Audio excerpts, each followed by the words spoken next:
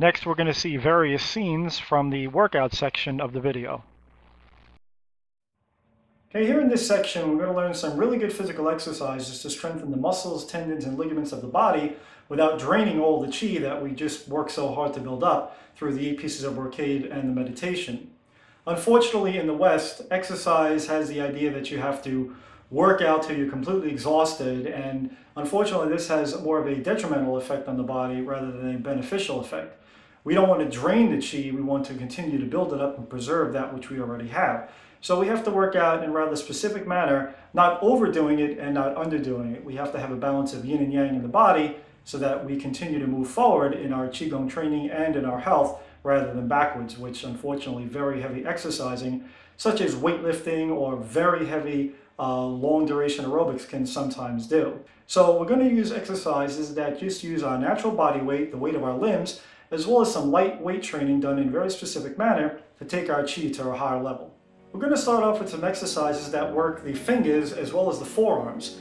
In the body, there are many organ meridians for each of the systems that end in the fingertips. So by working the fingertips and strengthening the fingertips and the forearms, chi is generated in those areas, and then the chi flows back down through those particular vessels and meridians, strengthening the organ system. And this is one of the simple methods that we can improve our health and increase our immunity at the same time. Okay, down here on the floor, and we're going to do 3 different types of push-ups. The first one is going to be in a 2 shoulder width position, which is just as it describes. The hands are about the diameter of 2 shoulders width in distance, and that's going to work the biceps and the outer chest. The next one is going to be with the palms directly under the shoulders, and that evenly works the bicep, tricep, and about the middle part of the chest.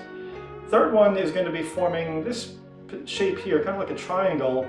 We're going to place that right here under the solar plexus and push up. These are probably the most difficult of these since it works just the tricep itself, and you're going to really build up, like I said, the tricep and the inner pec as well. So these, you may have trouble doing some of these depending on your level of strength. I like to kind of go outside in. You can go in different order, mix it up as you like. Okay, so here we are, and we're going to get into the 2 shoulder width position here. As you can see, keep the body straight, up on the toes, classic push-up position. Go down, look to the left, all right? And we're going to breathe out as we go up. And we're going to do 5 of each. 1, 2, down. 2, down. 3, down. 4, down. 5, down. We're going to hold. All right. So you notice we do the holding at the end of the set, and that's to build up more tendon strength and more chi as well. Okay, we're down here on the floor, and we're going to start off with the basic ab crunch, but we're going to do the crunch a little differently. We're going to do an area where we're just going to move the upper body, and we're not going to really look to lift the entire upper body off the floor. We're going to do sort of a mini crunch, because our goal here is to build up the chi and not to drain it. So we want to build up the muscle, yes, and also look good, but we want to more importantly also maintain that chi buildup. So you can either put one hand behind the head and put one on the frontal abs. Okay, and I usually like to start off with 20. You can do 30 or 40. I found 20, anywhere between 20 and 30 is usually a good number. I sometimes do a couple of different sets a day, so I find that doing 2 or 3 sets with 20 is better than doing 1 set with 60. All right, so I'm just going to start off here, and you notice as I'm coming up, I'm doing a little bit of a hold. All right, doing a couple of half-second hold, again to build up the chi and build up a little bit of the tendons. There are 2 large tendons that go on either side of the abs, and the holding builds up some chi, just like with the rest of the working out. Anytime you're holding, it will build up chi.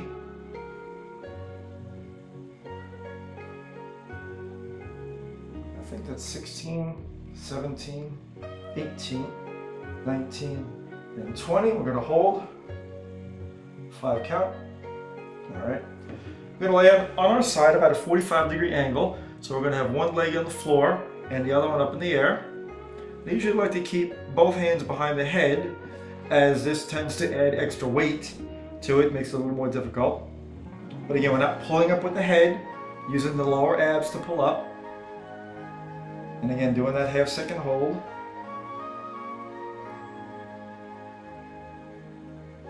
10, 11, 12. You can also keep one hand on the abs if you want, whichever way.